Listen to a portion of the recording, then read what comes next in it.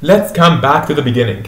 Probably when I got like into ninth grade or something, I could definitely say that I could like read English texts.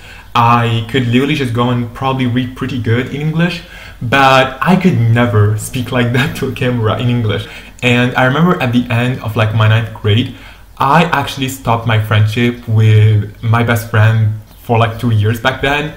And I just really felt devastated, and I also really felt very lonely, and I felt like I really was just really needing to like make new friends because I really just felt like I had nobody. So I really like started to text up a bunch of people, and I also really like started up to text internet friends, you know. So they are like, I remember there was like so many like Facebook groups where like you can really just make like internet friends and everything. And then later on, I remember there was like this one particular friendship, like I remember this was like the very first one where I was really like able to express my thoughts in English really well, and I just really vibed with this person really well, and it was really amazing. Not only was I able to form internet friends, but at the same time I was definitely able also to, you know, kind of like practice my English really well too. Well, yeah, afterwards we actually had the whole quarantine period, right?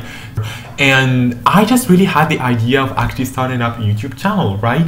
And it was mainly focused at the beginning at poetry, because I had like my Instagram poetry, so I was like, let me really just make like spoken word poetry as like YouTube videos too. I literally like remember that I used to like script out videos like I don't know, days before.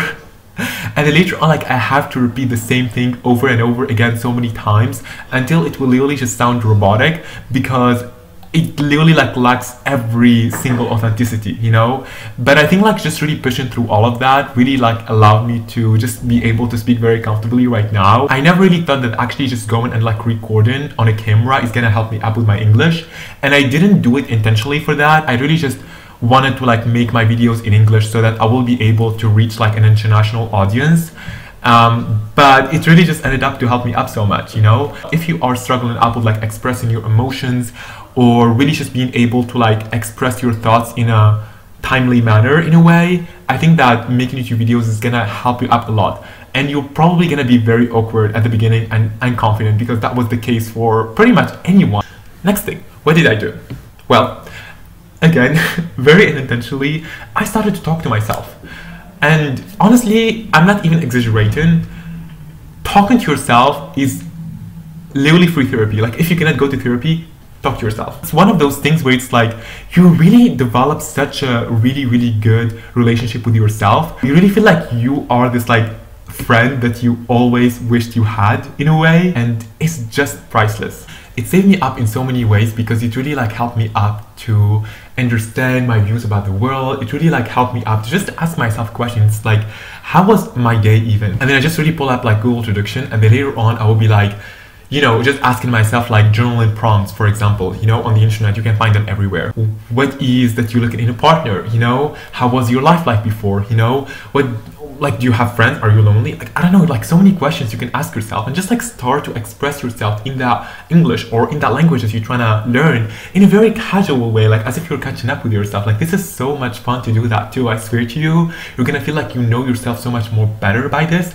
And also, you are gonna be actually improving your English. I swear to you, like I've done this in Spanish, and I genuinely feel like I have more confidence in Spanish talking right now than I did before. And I started to like pick up on so much vocabulary in such a very like natural way too. What is it the best way to learn a language? Obviously, it is to go to a country where that with that language is spoken, because you're gonna be able to see the culture, you're gonna be able to see the accents. It's just gonna be perfect, you know. You're gonna be put in situations where you have to speak that language, you know. And I think that why that really works so well is because you are fully immersing yourself into that culture. So I think that it's the same way, you know what I mean? Try to immerse yourself into whatever activity you're doing into your day. I don't know, some other ideas of how you can immerse yourself really well is, I don't know, you're literally running in the morning, put on a motherfucking English songs. or just listen to a podcast in English. Just like go and talk to yourself about the podcast and just like what you learned from the podcast. Watch a film, and then later on talk about your thoughts in the film. You know what I mean? And just be like, yeah, be a film critic and be like, yeah, I love this and I love that. You know what I mean?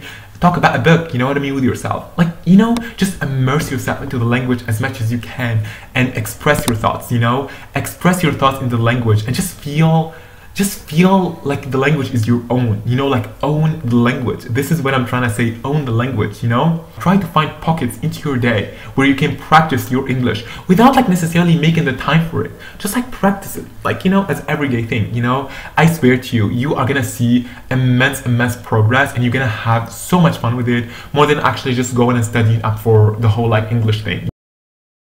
I really recognize that I was super privileged because when I was starting to learn English, I actually got some amazing teachers that really made me love English in so many ways. I remember we really like used to do so many beautiful games, and we just really made English such a playful and beautiful language, and it didn't really feel like this tedious, annoying thing because we were just like learning vocabulary without really noticing many times by just kind of like incorporating it into games and all of that. And I'm really just happy that I did what I did, because honestly right now English feels like home for me. By feeling like how much I've done of progress, I feel like I'm literally approaching learning other languages with so much confidence. I'm always reminding myself of how really fluent and good I am in English and how I'm able to make these videos, and that turned into my passion later on too, you know? So little did I know honestly about this, and I think it really just like makes you feel more confident and trustful in yourself more. But yeah, that was really fun, and what can I say? I'm the mastermind like that. Let's leave the video at this point. Bye, have a great day.